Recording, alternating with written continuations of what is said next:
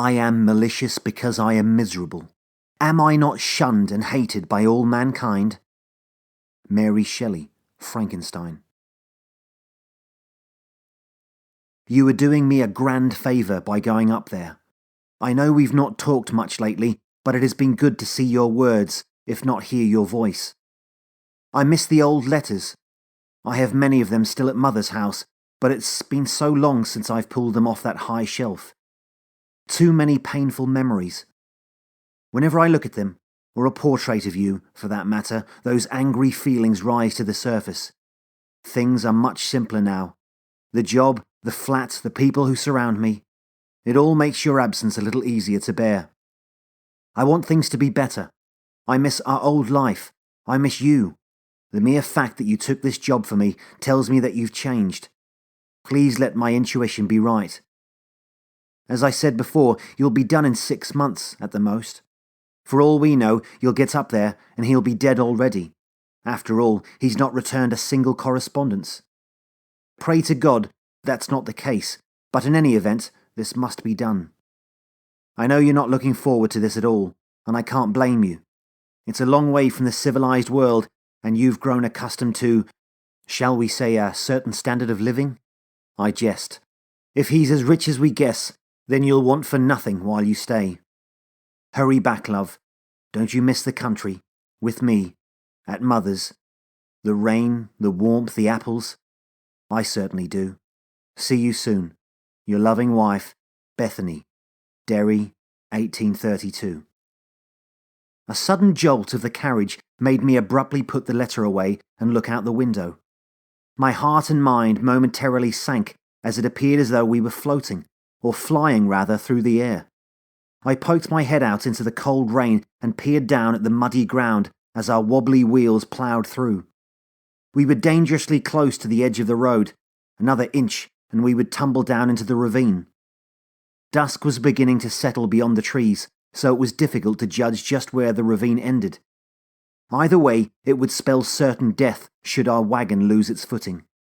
Bethany's mention of warm rain did nothing to alleviate the rain I now found myself in. It was blistering cold, biting even, and although winter was still several weeks ahead of us, it felt like the stinging droplets could turn to ice at any moment. The horses drawing us whined and wheezed while the driver above my head took long, jagged breaths and coughed unabatedly. It had to be the altitude, I told myself. We were so high on the mountain by now that even the trees and stone were of a different kind. Just how far was this town? I wondered. And why would a town be way up here, 20 miles from the nearest paved road? It must have been a nightmare to bring in goods. Perhaps they were a self-sufficient people, like those tribes across the world in the jungles that all the papers talked about. Surely it was a small village, for how could any large group persist in this kind of weather away from any and all civilization? A sense of foreboding came over me from the beginning, and I'd felt uneasy the whole trip. That ravine outside of the wagon did little to alleviate me. The driver, though, seemed resolute, and if he'd made this trip before, I was determined to trust him. Still, the pit in my stomach loomed ever more. In the distance, lightning forked the sky, but the thunder was only a tiny grumble, lost amidst the torrential downpour. The wagon leaked in the corner, so I swept my feet across the bench where I sat. There, in a small tweed jacket and thin gloves, I longed for a blanket to stave off this bone-chilling cold. My first days with the old man would be filled with fever dreams and burning lungs. The old man was Mr. Arthur Dorden.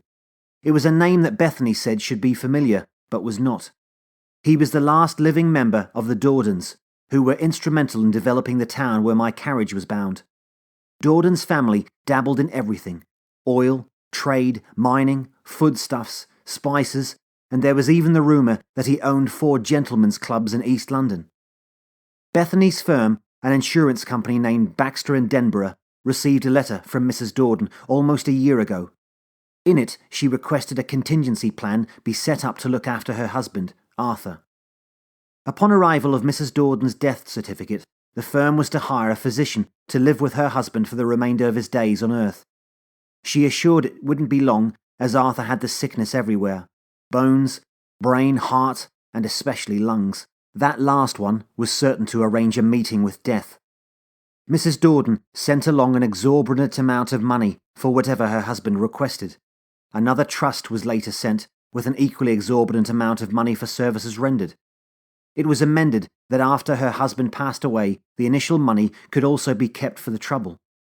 This physician stood to gain a small fortune. Then, 4 months ago, the death certificate came and the firm sprang to action looking for such a physician in order to hold up its end of the bargain.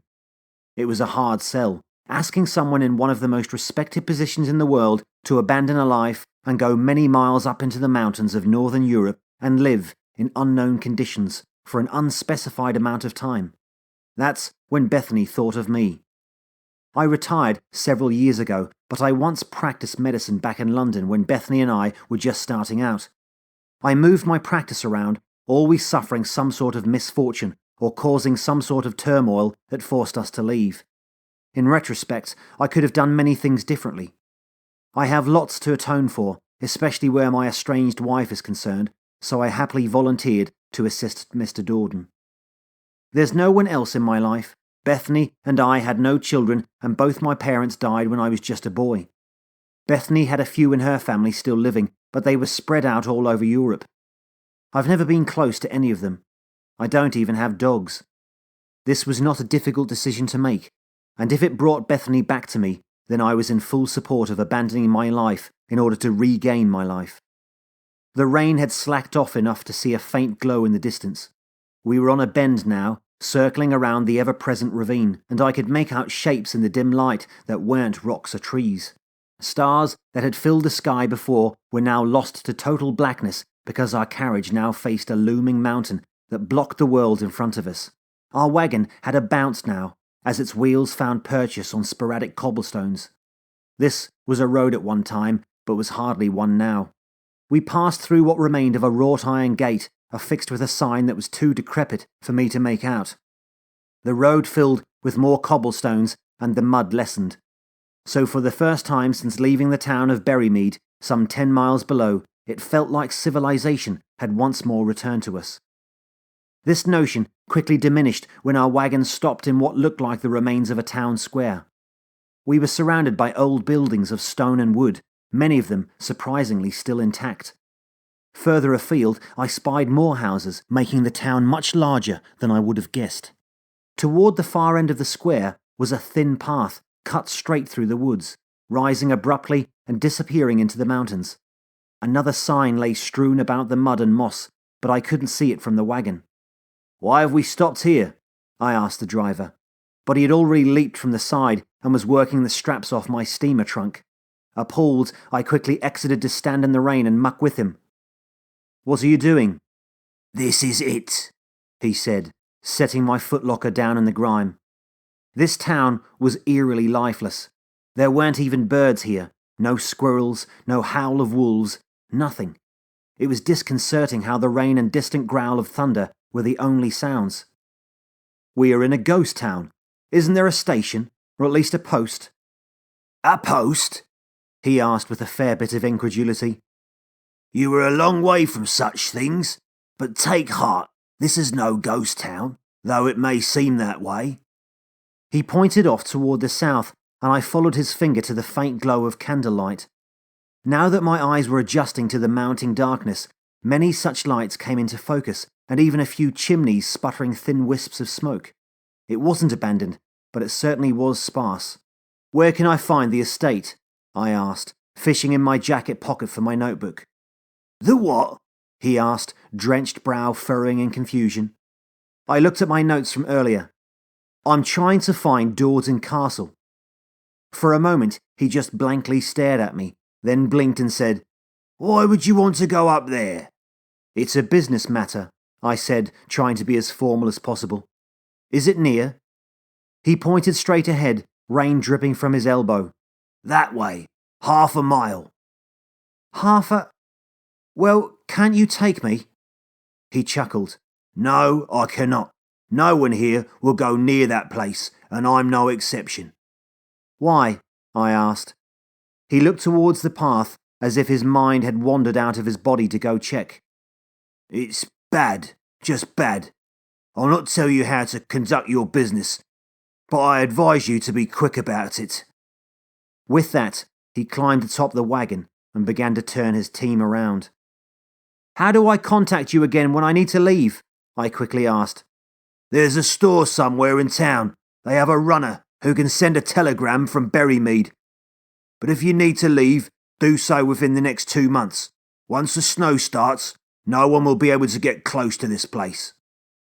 With that, he left, disappearing down the path with his faint carriage lantern swinging in the rain. I was shivering to the point of seizure, just standing there in the pouring, freezing rain in nothing but my jacket, my belongings stacked around my feet. I did what I could to fasten them into one train, then grabbed the steamer trunk, which thankfully had wheels, and started off. There was life here, but none that I could see. Most houses were dim, and those that had candles were almost hidden amongst the broken-down piles of old dwellings. For such a cold night, I would have assumed fires to be roaring, chimneys spewing so much smoke it would look like a factory. This town looked like it was afraid, as if it were holding its breath, too fearful to make a move or sound. Although I couldn't place it, there was something odd about the houses that the shadows hid. They had an odd bulkiness to them that I had trouble understanding. Up in the woods, beyond the last houses, I could see a faint purple light. It was the oddest thing, and I wondered if my sleep-deprived eyes and shivering body could be playing tricks on me. The light shined in several spots, but I could only see it through squinted eyes. It could be many things, and none interesting enough to make me stay out in this weather any longer. The path leading up was already pooled with half a foot of water. Rain cascaded down the road, and the runoff had nowhere to go. I reached down, pulled up the sign that was so entwined that it felt like skeletal fingers fighting against me. It read, "Dorden House," but looked like it had been scraped through by some wild animal. There was more written beneath it, but it was long gone from the weather and lying in the mud. I surveyed the town once more, then headed up the path. Path was a generous term for the dregs I find myself traversing. Long ago there were bricks, but time and the elements had uprooted them, making them more treacherous than simply being covered in mud. It was near impossible to pull my luggage along, but somehow I managed to find muddy ruts for my wheels. In several places the path disappeared altogether, replaced by a swathe of dead shrubbery or a mound of rocks and debris. At some places I had to move weeds, and in others I simply chose to go around. By the time I made it to the apex of the incline, my arms burned from pulling the luggage, and my hands were a grimy mess. It was a welcomed change when the ground levelled out and the water settled around me in divots rather than cascading past my ankles. Around 100 paces ahead of me stood what looked like a mountain until the storm lit up the sky. Far up in the air, I clearly saw square-cut pieces of stone, like a giant's lower jaw chomping on the clouds. Were those battlements? I asked myself. Another flash of light, and there was no doubt this was a castle, far grander than I imagined it would be. This structure held the same odd bulkiness as the houses down in the town. The walls stretched far off to the left and right, so far in fact that the edges were obscured by the night. They could have gone off to the east and west for eternity for all I knew. As I neared the front of it, I looked up and felt dizzy trying to locate the battlements again. I used the sparsely starlit sky to draw the contours of the castle and was surprised to see that the mountain continued far beyond it. The Dordens had nestled their home in a semicircle of forested mountains that made the strategic location suddenly make more sense. About 20 paces from the doors which were still obscured by shadows and an overhanging embellishment, the ground turned to smooth stone. The worked flourishes of the bricks showed a painstakingly intricate design, as if the mason had spent hours carving each brick. With the Dordens' money, that may have very well been the case. Stone banisters, about 3 feet high, shot off to the left and right and disappeared into the darkness. They were chipped in places, but looked like they'd been here hundreds of years. Dorden Castle offered very little in the way of wood. Other than the 2 massive oak doors, there were few wooden embellishments, save for a couple of torch sconces even spaced on the walls. The builders of this place wanted it to last, and last it did. This place was a fortress first, home second.